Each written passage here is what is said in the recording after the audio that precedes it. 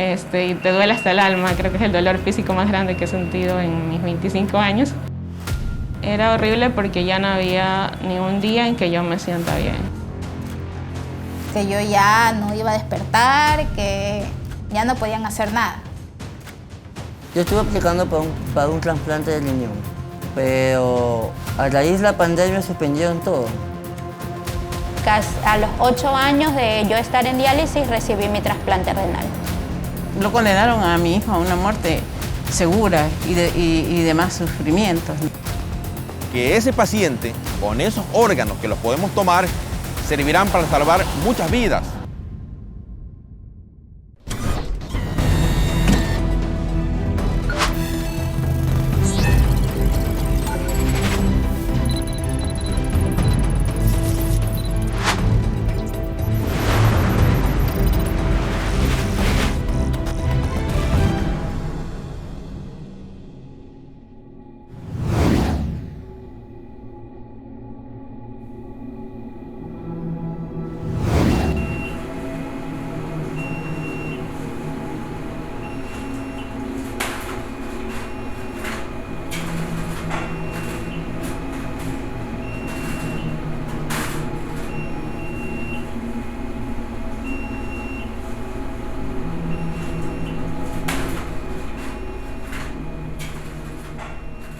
A los 9 años a mí me diagnosticaron nefrocalcinosis. Me recuerdo tanto que en aquel entonces yo asistía al hospital Roberto Gilbert.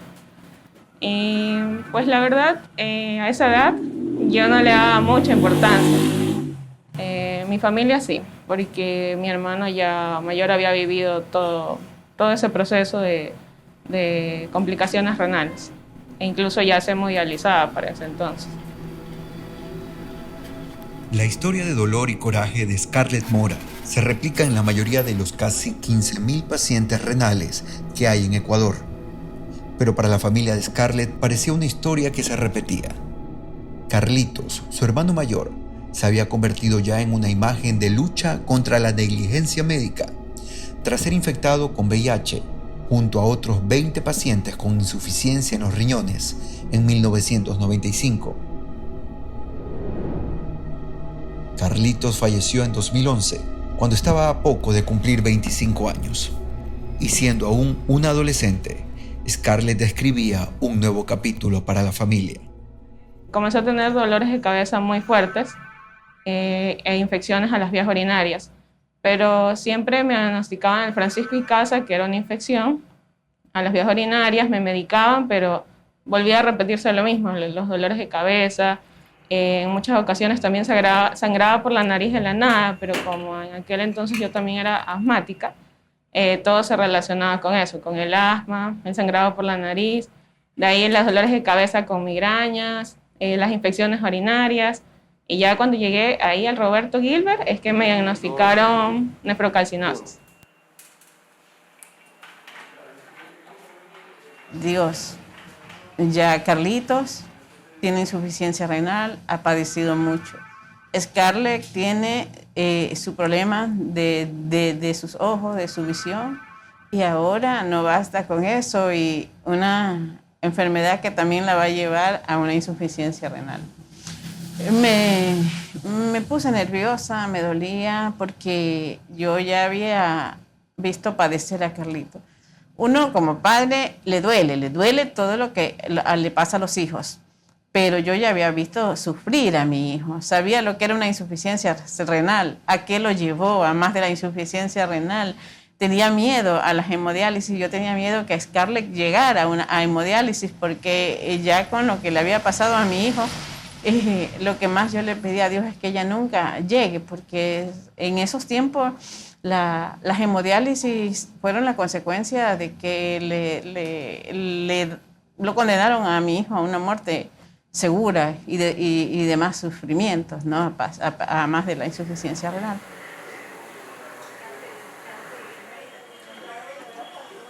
Era horrible porque ya no había ni un día en que yo me sienta bien, o sea, ni uno, ni siquiera uno. Entonces, recuerdo que el día que ya le dije a mi mamá, vine a la universidad y le dije a mami, ya, ese día me marcó mucho, mami, ya no puedo ya no puedo más, necesito que me ayudes. Ella estaba al 100% conmigo a partir de ese momento, cuando ya ella llamó al médico y le dijo ya hay que empezar hemodiálisis porque ya los valores realmente ya estaban bastante altos.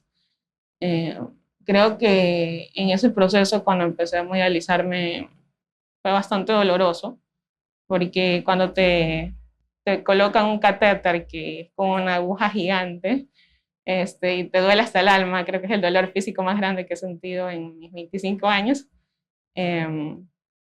Hacerte hemodiálisis es un cambio radical, no solo en cuestión de que dependes de una máquina, sino en cuestión de que tienes que anteponer tu estado de salud ante tu vida, la vida normal que llevabas. Para la mayoría de personas con insuficiencia renal, lograr un trasplante es la única salida para tener la opción de mejorar su calidad de vida. Pero eso es algo muy complejo, especialmente por el tiempo de espera hasta que aparezca un donador compatible.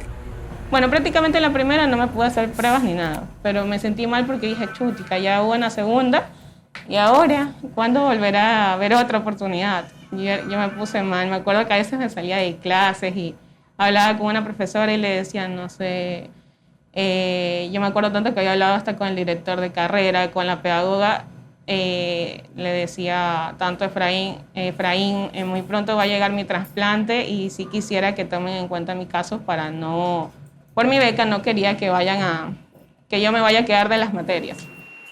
Y a la tercera fue la vencida. El 15 de agosto es mi cumpleaños, el 15 de agosto de ese año. Yo recuerdo que estaba un poco mal, salí un sábado, era sábado, me vi con mis amigas del colegio, nos reunimos aquí. Me hicieron un cumpleaños muy bonito. Yo recuerdo que al apagar la vela yo deseaba tener un riñón para mí. Ese fue mi deseo de ese año. Y pues bueno, el siguiente día, que ya me hice hemodiálisis, a mi mami la llamaron para que me lleve al siguiente día a hacerme los exámenes porque había un nuevo donante, un donante cadavérico en mi caso. El donante cadavérico es una persona fallecida sobre la cual es factible la extracción de un órgano o de un tejido para trasplante. En Ecuador, quienes se encuentran en esta condición son donantes por ley, a menos que hayan expresado lo contrario al momento de obtener su cédula en el registro civil. Pese a esto, no siempre es sencillo lograr la donación.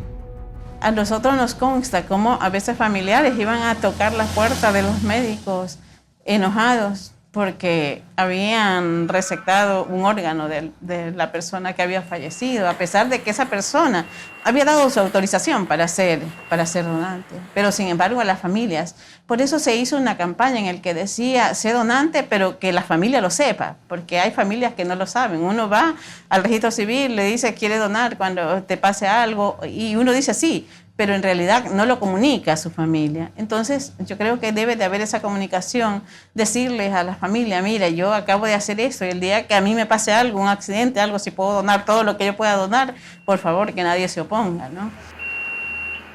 Ahora Scarlett siente que tiene una nueva oportunidad de vida, que podrá cumplir la promesa a su hermano Carlos, a quien acompañó tantas veces en medio del dolor.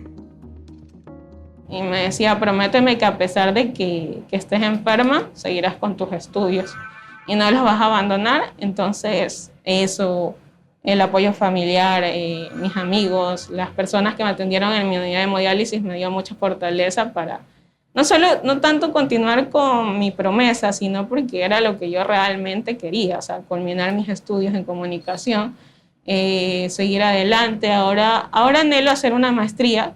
Sinceramente, ahorita no te podría confirmar qué maestría, porque en eso estoy investigando hacia dónde quiero irme. Que también me gustaría encontrar un trabajo preferible por la pandemia en este momento, que sea un teletrabajo. Hace solo unas semanas logró su primer título universitario, algo que no solo la llena a ella, sino a toda su familia. Al ver a mi hija recibir el título, y la sonrisa que ella tenía y la sonrisa del director de carrera entregándole el título a mi hija, mi piel se me erizaba y mi corazón se hacía chiquito del orgullo, pero por dentro decía, lo logró. No fue fácil, pero lo logró.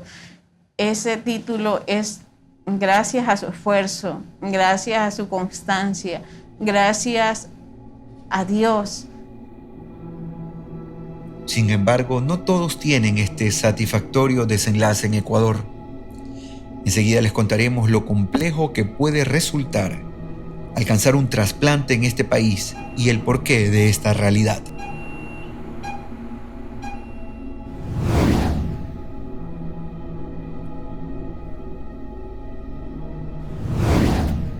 Ya la empresa me veía la fístula, que en ese tiempo tenía la fístula aquí, y me rechazaban las carpetas. Yo estuve aplicando para un trasplante de riñón, pero a raíz de la pandemia suspendieron todo. La cantidad, la población es muy alta de personas que padecen y necesitan un trasplante, pero nuestras condiciones, infraestructura y talento humano en muchos hospitales del país no está acorde a esa realidad. Especialmente ahora, después de la pandemia, vamos a tener muchísimas secuelas que contar.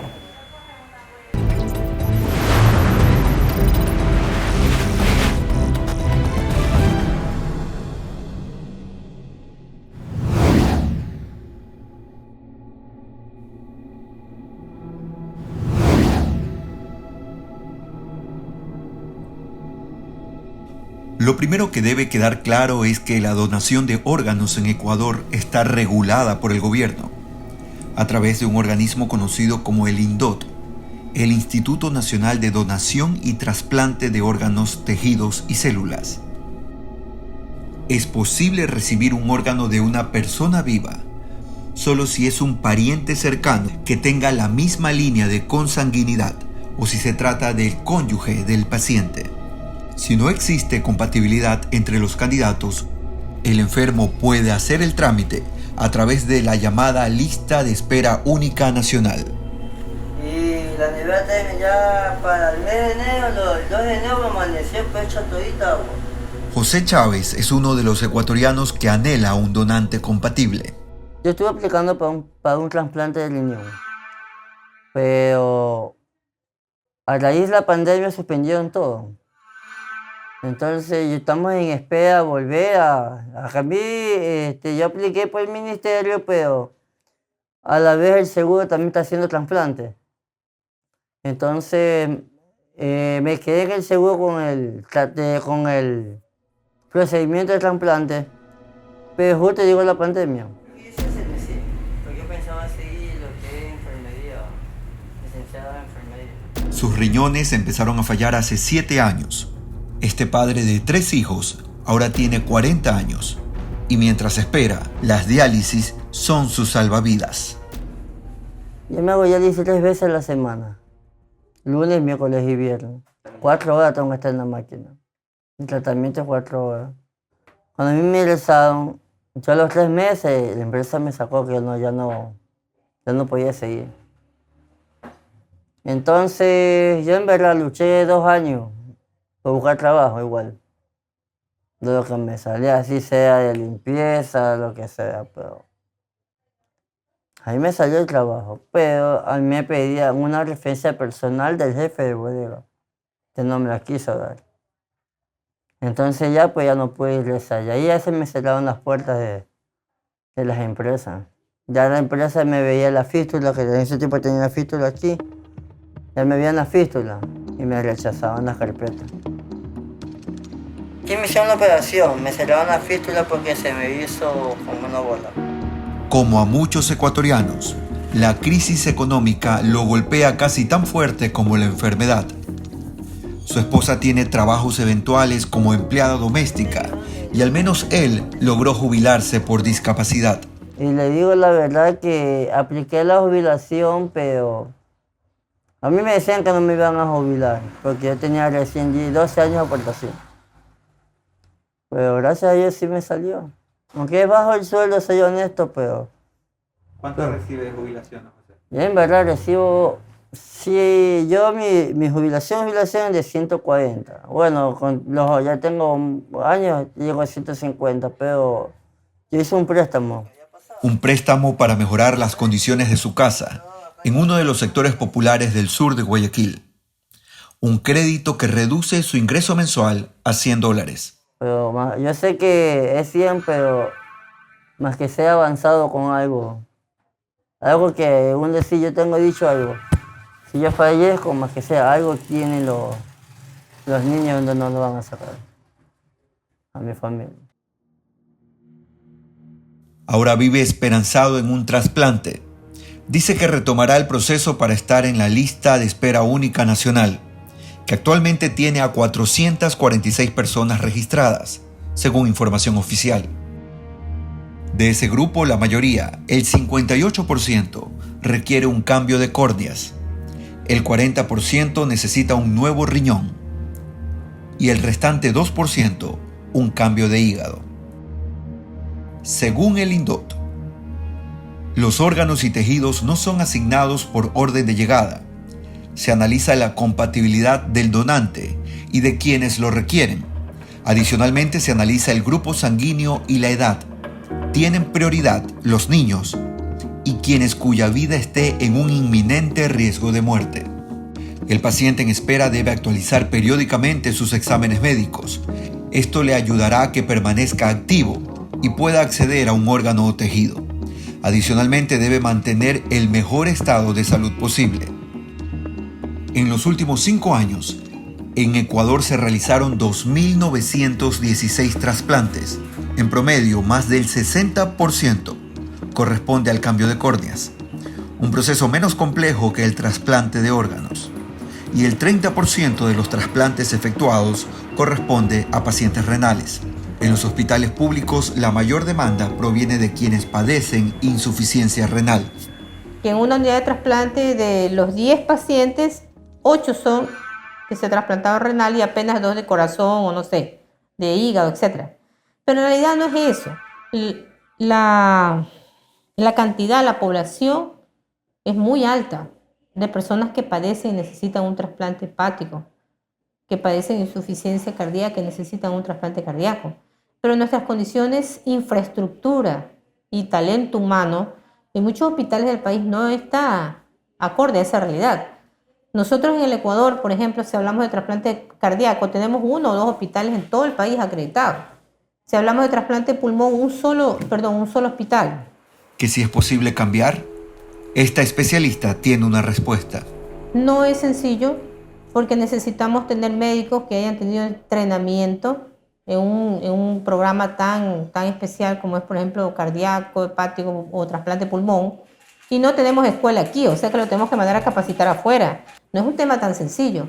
Además, también los insumos, la infraestructura no es la misma que vamos a utilizar para realizar un trasplante renal, que de alguna manera pues ya se vuelve algo más común. Como usted en todas las partes del mundo va a haber, en todos los lugares, hasta España, que es el país que más trasplanta en el mundo, uno de los que más trasplanta en el mundo, lo que más hay es trasplante renal.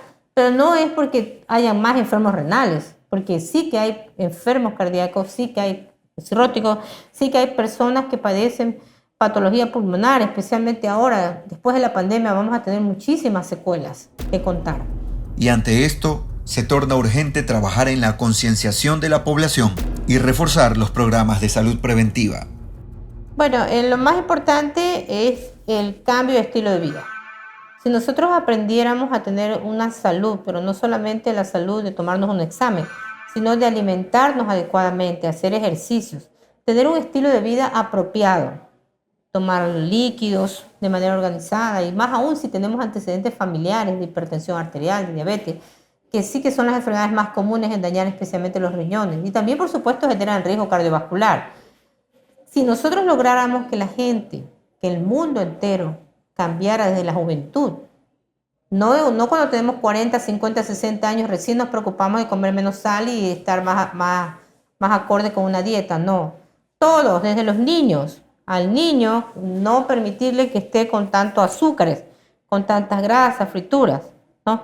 Entonces es algo cultural, principalmente. Pero además de todo esto, es necesario colaborar en el mejoramiento del sistema intrahospitalario. Así lo dicen los expertos, para lograr de una manera efectiva el incremento del número de trasplantes y, en definitiva, salvar más vidas.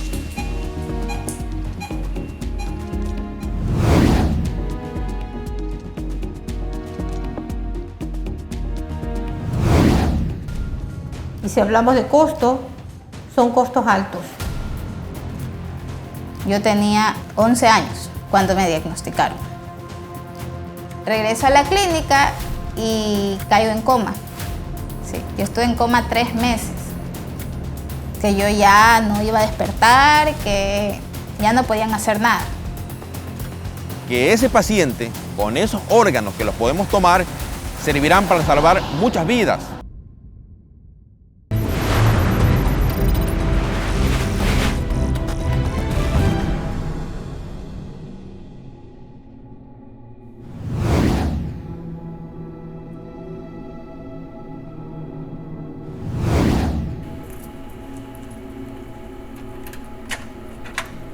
El testimonio de Viviana encierra una historia de amor, dolor y fe.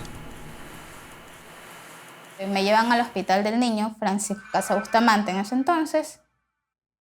Me hacen un examen y en el examen se dan cuenta que yo estaba botando la sangre por la orina. Y ahí comenzaron a realmente hacerme todos los estudios. Al hacerme todos los estudios, el doctor Osvaldo Freire fue el que diagnostica insuficiencia renal, ya en grado crónico. ¿Qué edad tenía usted?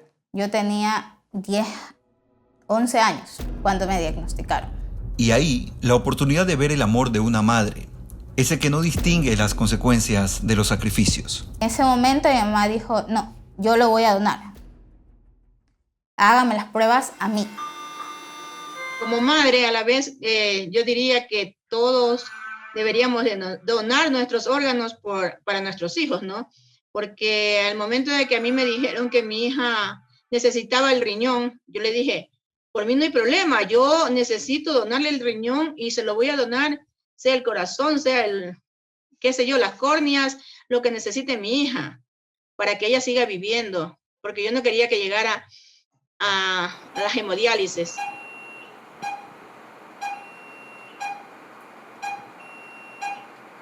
O sea, yo me trasplanto el 9 de mayo del 2009. Y en ese entonces a mí me mandan a mi casa, o sea, después del trasplante, estoy bien, todo, me mandan a mi casa. Y yo no tuve realmente un buen post-operatorio, porque me mandan a mi casa, yo llego a mi casa y comienzo a convulsionar. Yo tuve que regresar a la clínica.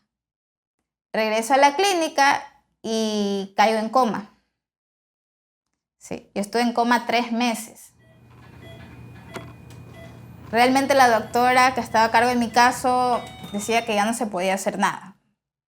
Que yo ya no iba a despertar, que ya no podían hacer nada. Y que no encontraban cuál era la enfermedad. Yo tenía en ese entonces 13 años. Un médico que llegó del extranjero le cambió el tratamiento y logró que se levantara. Así estuvo 2 años, sin mayores problemas, hasta que retornaron. Y con ellos el dolor, aquel que proviene de la frustración de un sacrificio cuyo resultado se desvanece. Yo comencé nuevamente con los síntomas de náuseas, de fatiga, de cansancio, y al mes siguiente, que fue justo un 4 de marzo, que yo estaba por cumplir 15 años, me tocó ir a mi consulta y ya estaba con todos los síntomas y el doctor me dice, estás en rechazo, tienes que quedarte hospitalizada. Entonces yo, no puede ser, no puede ser, no puede ser, no puede ser, no puede ser. Sí, tienes que quedarte y estuve 2, 3 semanas que me estaba dando el doctor medicamentos más fuertes para evitar el rechazo, pero no lo logró. Y el doctor dijo, no se puede hacer nada, hay que ponerle un catéter y hacerle diálisis. Voy a poner este ejemplo. El coronavirus es un virus que al entrar a nuestro cuerpo, nuestro sistema inmunológico lo va a reconocer como extraño y va a tratar de destruirlo. Lamentablemente, como todos sabemos, en este momento no es lo ideal lo que hemos obtenido a nivel mundial, ¿verdad? Asimismo, es cuando usted se trasplanta un órgano ajeno, porque no es suyo. Entonces, su sistema inmune, al detectar a un extraño, un riñón extraño, un hígado extraño, un corazón extraño, lo que hace es tratarlo de destruir. Lo considera una bacteria, un virus, etc., o una célula tumoral, que esa es la función principal de nuestro sistema inmune. Pero gracias a los estudios que se hicieron, ya estoy hablando hace muchos años atrás, de los años 50, 60, ¿verdad? Se descubrieron los medicamentos inmunosupresores y selectivos. Entonces, estos inmunosupresores no permiten que su sistema inmunológico destruya al injerto, al órgano que le han trasplantado. Quiere decir que si usted se va a hacer un trasplante de cualquier órgano sólido, ¿verdad?, deberá tomar durante toda la vida de ese trasplante medicación inmunosupresora. Y si hablamos de costos, en todo lugar, todas partes del mundo, son costos altos. Jefferson Gallardo fue director ejecutivo del INDOT. Conoce de cerca la problemática de los costos de la enfermedad, que también significan una fuerte inversión para el Estado. Por ejemplo, un paciente que está en diálisis, aproximadamente en 5 años, cogiendo una media de 5 años, tenemos cerca de $90,000 el costo en diálisis. Si ese mismo paciente lo trasplantamos, queda cerca de $50,000, incluido el trasplante más la terapia inmunosupresora. Imagine usted cuánto podemos ahorrar si cogemos o mejoramos el sistema de trasplante en nuestros pacientes que están en la lista única de espera. Pero hay una barrera grande que superar. ¿Cómo mejoramos el sistema de trasplante a nivel nacional?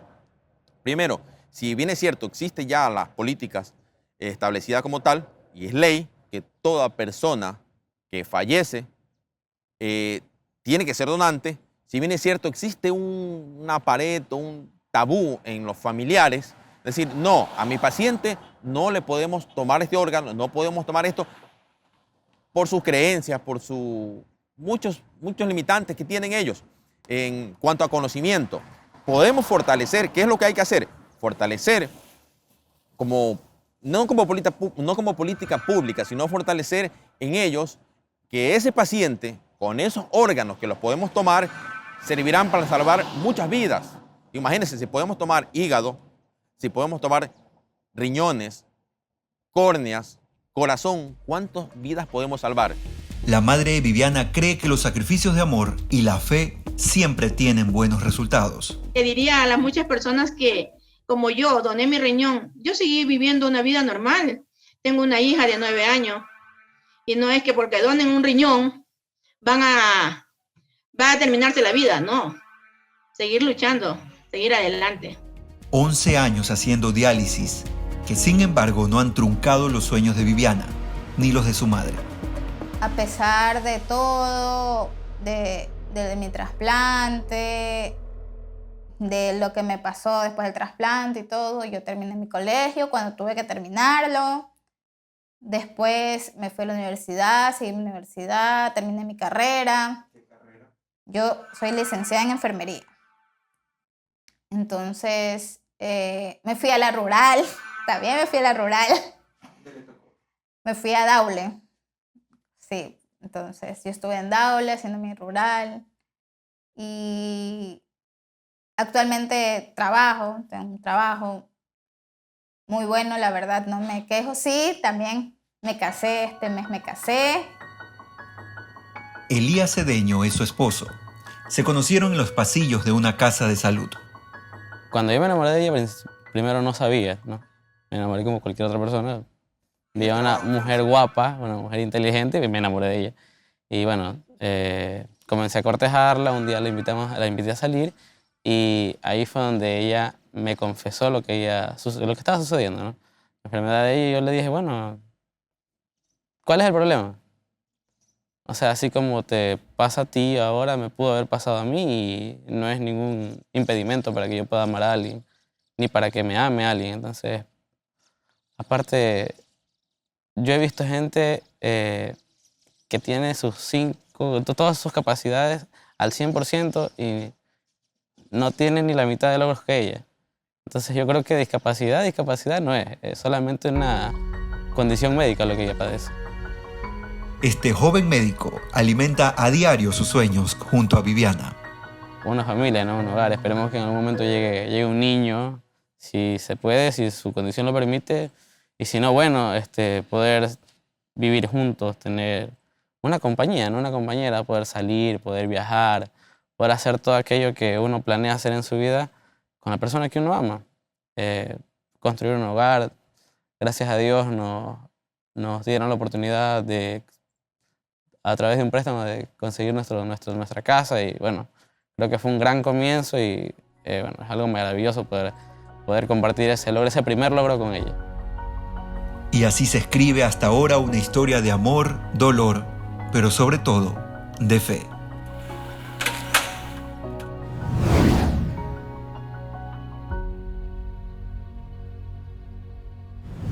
Estos órganos tienen un costo muy elevado en el mercado negro.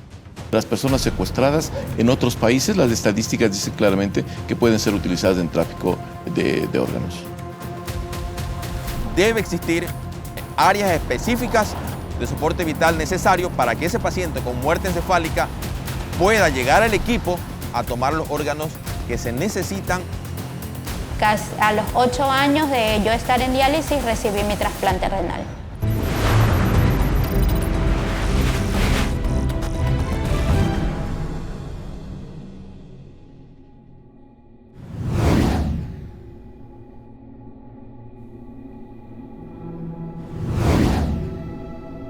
En el complicado panorama de la donación de órganos aparecen algunos problemas muy serios.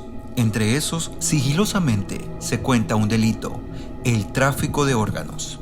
Bueno, esto es una cadena delictiva, yo diría un holding delictivo, que se proyecta a través del crimen organizado transnacional.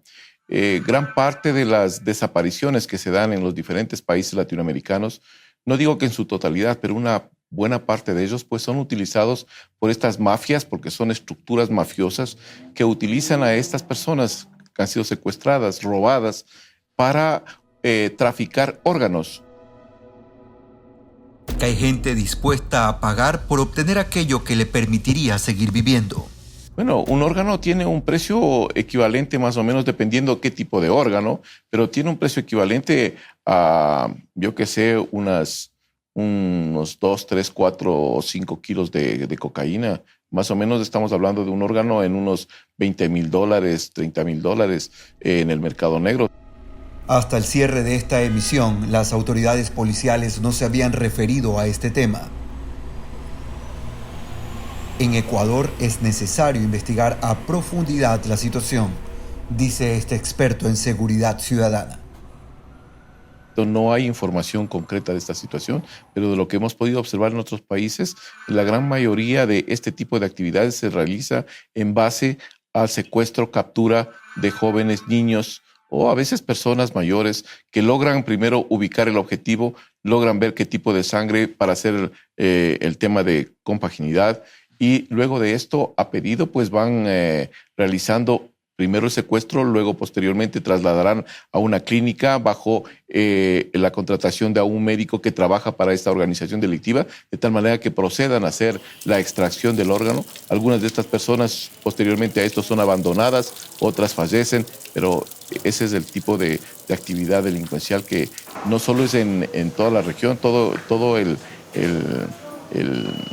sector de Centroamérica y América Latina son parte de este tipo de actividad, una actividad que está ahí presente. Sin embargo, yo creo que es necesario, primero, explicar de una manera mucho más clara el por qué se presenta una gran cantidad de personas desaparecidas sin que hasta el momento las autoridades puedan decir dónde están esos ecuatorianos. En otros países las estadísticas dicen claramente que pueden ser utilizadas en tráfico de órganos.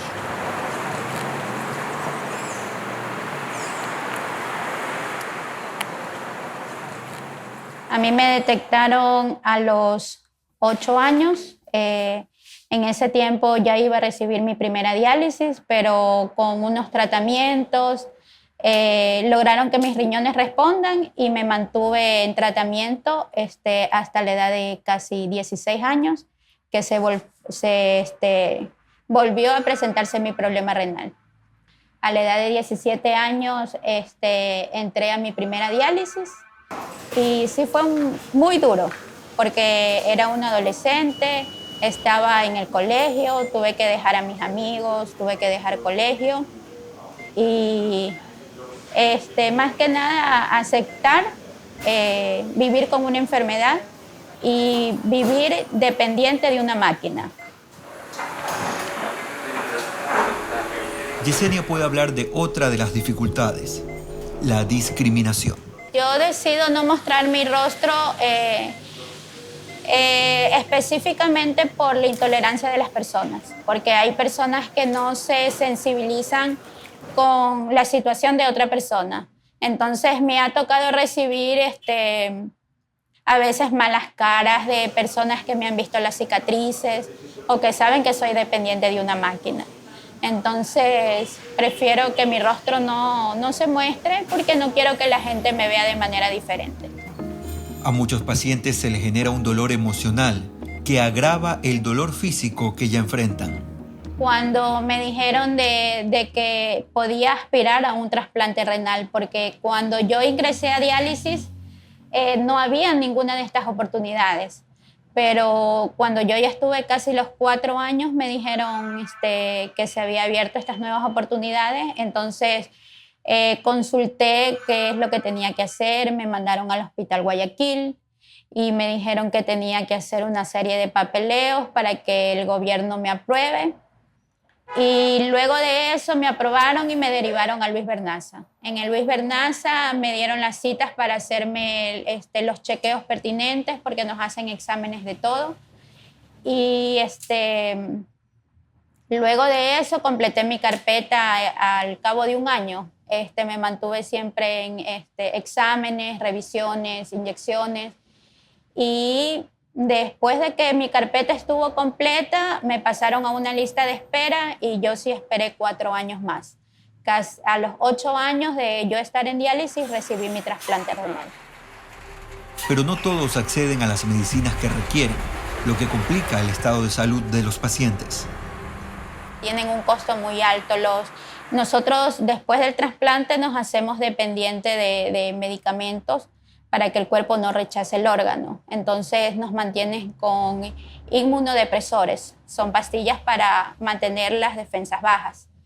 Entonces yo recibía recetas de $5,000, $6,000, hasta $7,000. Depende, porque variaba cada mes. Por ejemplo, me hacía falta una vitamina, me hacía falta alguna entonces se elevaba el costo.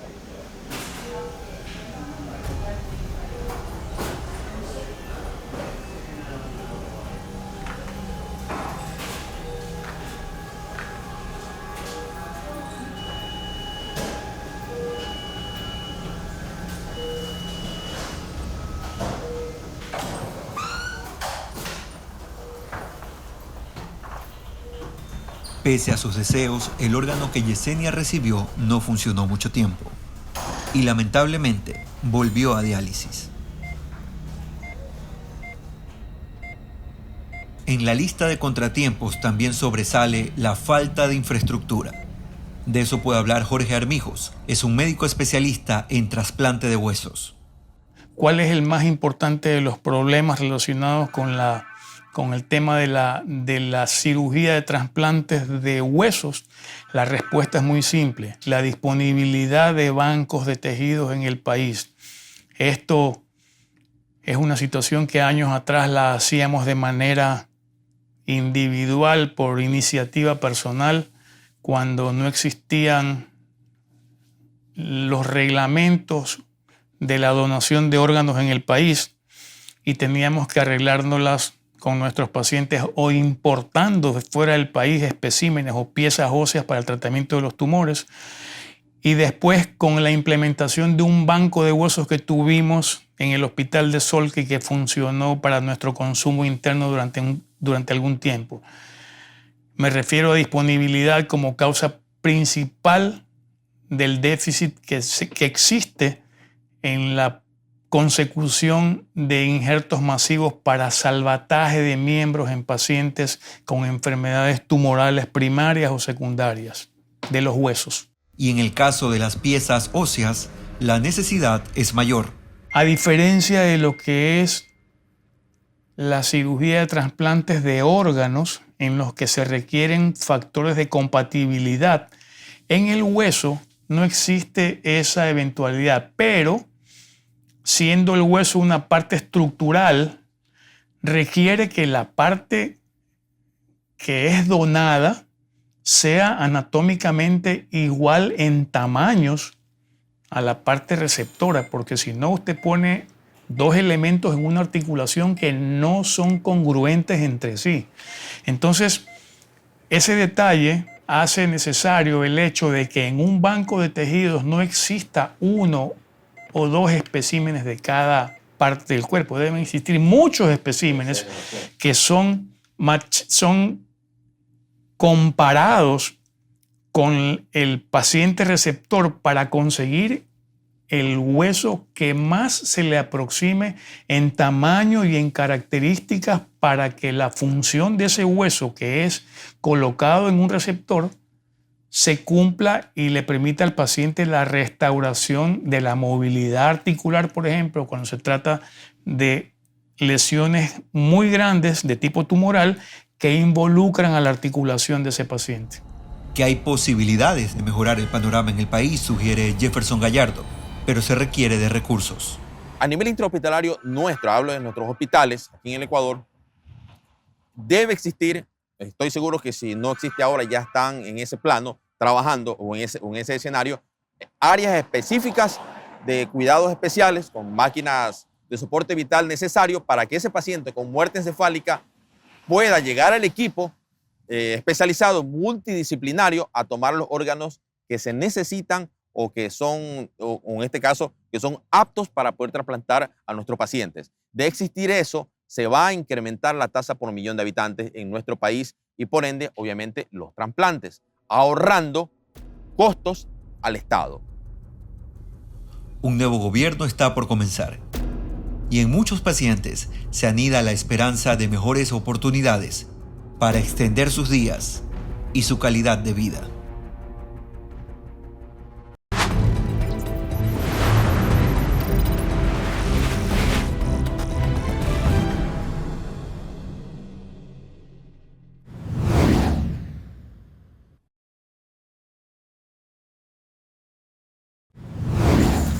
La selva amazónica no se compra ni se vende, se la cuida y se la defiende.